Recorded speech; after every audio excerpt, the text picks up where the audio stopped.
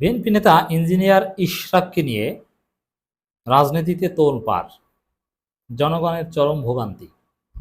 ইশরাক কি চান? মানে ইশরাক কি মনে করেন যে বিএনপি করলে আর কোনোদিন নির্বাচনে জেতা যাবে না, যা খাওয়ার এবার খেতে হবে?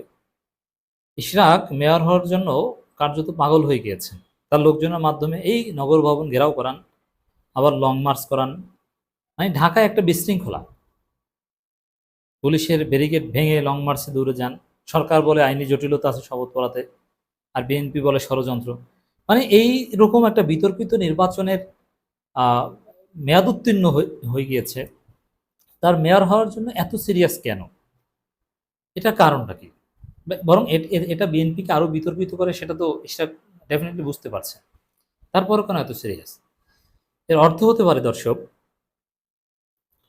আহ ইশরাক মনে করছেন যে আর কোনোদিন মনে হয় বিএনপির হয়ে নির্বাচন করলে জেতা যাবে না। অতএব এবার যদি মেয়র পদটা নিতে পারি, আর সিস্টেম করে আইনের ফাঁকফোকর দিয়ে 5 বছর বা পরবর্তী নির্বাচন আগ পর্যন্ত যদি টিকে যেতে পারে, তাহলে পরিচয় দিতে পারবো যে না, আমি সাবেক মেয়র, ঢাকা দক্ষিণ সিটি কর্পোরেশন। তাহলে এত সিরিয়াস হওয়ার তো কোনো কথা না, এটা দৃষ্টিকটু। মানুষ তো এটা এটা সিসি করছে যে এগুলো কি ভাই?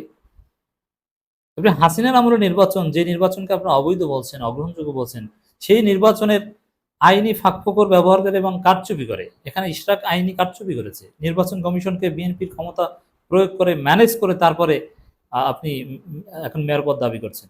নির্বাচন কমিশন যদি আপিল করতো আপনার যে রায় হয়েছে মেয়র ঘোষণার তার বিরুদ্ধে, তাহলে আপনার মেয়র পদ টিকতো না। নির্বাচন কমিশন আপিল করেনি, বরং ইশরাকের চাপে তড়িঘড়ি করে গেজেট প্রকাশ করে দিয়েছে। তারপরে এনসিপির লোকজন যখন একটু নাড়াচাড়া দিয়েছে, তখন আবার সরকার শপথ পড়াতে গড়িমসি করছে। কেন এত সিরিয়াস হওয়ার কি দরকার? এটা তো বিএনপির মান সম্মানের একটা বিষয়। এর মানে ইশরাক হয়তো বুঝতে পারছেন যে তিনি আর কোনোদিন মেয়র হতে পারবেন না বা বিএনপির নির্বাচনে জিততে পারবেন না, কারণ আগামীর বাংলাদেশে, নতুন বাংলাদেশে বিএনপির খাওয়া নেই, মনে হচ্ছে এটাই।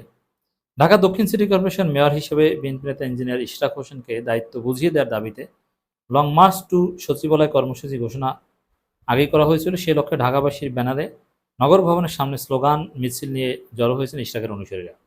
এরা কারা? এরা বিএনপির স্বেচ্ছাসেবক দল, যুব দল, বিএনপির নেতাকর্মী। তারা ব্যানার ব্যবহার করছে ঢাকাবাসী। এগুলো বুঝি না, এগুলো কেন? এগুলো নিয়ে তোলপাড়। অভিযোগ যে এই ইশরাকের লোকজনের কারণে বেশ কয়েকদিন যাবৎ নগর ভবন থেকে কোনো সেবা পাচ্ছে না মানুষ, মানুষ ফিরে যাচ্ছে। কারণ এরা তালা মারতে চায়, অবরোধ করছে, ঘেরাও দিচ্ছে, মানুষ যেতে পারছে না, স্বাভাবিক কার্যক্রম ব্যাহত হচ্ছে। সকাল থেকেই গুলিস্তান ঢাকা দক্ষিণ সিটি কর্পোরেশন নগর ভবনের সামনে জড়ো হন তারা। এর আগে গতকাল গণমাধ্যমে পাঠানো এক বিজ্ঞপ্তিতে জানানো হয়, ঢাকা দক্ষিণ সিটিতে বসবাসকারী ভোটারদের পক্ষ থেকে সাধারণ নাগরিকরা লং মার্চ টু সচিবালয় কর্মসূচি পালন করবে। এর মানে সিস্টেম করে আর 5 আগস্টের পর আরজি সংশোধন করে আপনি মেয়র ঘোষণাটা নিয়েছেন বিএনপিপন্থী জজদের মাধ্যমে, আবার নির্বাচন কমিশনকে ম্যানেজ করে, এখন আবার লং মার্চ করে শপথ করতে চান। মানে এটা কি? আবার যে নির্বাচনকে আপনার দল অবৈধ বলেছে, সেই নির্বাচন অগ্রহণযোগ্য বলেছে, সেই নির্বাচনের মাধ্যমে আপনার এত শখ, এত খায়েশ মেয়র পদে বসার। এদিকে গত বৃহস্পতি দক্ষিণ সিটি কর্পোরেশনের মেয়র দায়িত্ব বুঝিয়ে দেওয়ার দাবিতে নগর ভবনে দ্বিতীয় দিনের মতো অবস্থান কর্মসূচি পালন করেছিল বিক্ষোভকারীরা। এদিনে অবস্থান কর্মসূচি পালন শেষে ফের শনিবারে কর্মসূচি পালন করার ঘোষণা দিয়েছিল বিক্ষোভকারীরা। এর মানে তারা মেয়র না হয়ে ঘরে ফিরবে না, অনর। সে লক্ষ্যে তারা সকাল থেকে নগর ভবনের সামনে জড়ো হন। ডিএনসিসির প্রধান কার্যালয়ে নগর ভবনের সামনে সকাল থেকে অবস্থান নেন হাজার হাজার বিক্ষোভকারী। সব ইশরাকের লোক, বিএনপির লোক। মূল ফটক বন্ধ থাকায় তারা বাইরে অবস্থান নিয়ে ইশরাকের শপথ করাতে বিলম্ব হওয়ার প্রতিবাদ জানাতে থাকেন। এ সময় তাদের শপথ নিয়ে তালবাহানা চলবে না, অবিলম্বে ইশরাক হোসেনকে শপথ দিতে হবে, জনতার মেয়র ইশরাক ভাই, অন্য কোনো মেয়র নাই সহ বিভিন্ন স্লোগান দিতে দেখা গেছে। এবার কি একটা নজির স্থাপন হচ্ছে, লজ্জাজনক নজির, যে এরকম ঘেরাও করে শপথ আদায় করতে চায়। মানে এটা একটা বিতর্কিত প্রক্রিয়া না?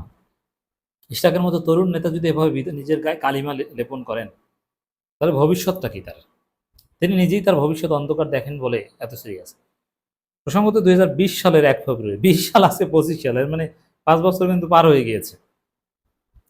1 ফেব্রুয়ারি ঢাকা দক্ষিণ সিটি কর্পোরেশন নির্বাচন অনুষ্ঠিত হয়। বিএনপির ইশরাক হোসেনকে পৌনে 2 লাখ ভোটের ব্যবধানে হারিয়ে আওয়ামী লীগের শেখ ফজলুল তাপস মেয়র হন।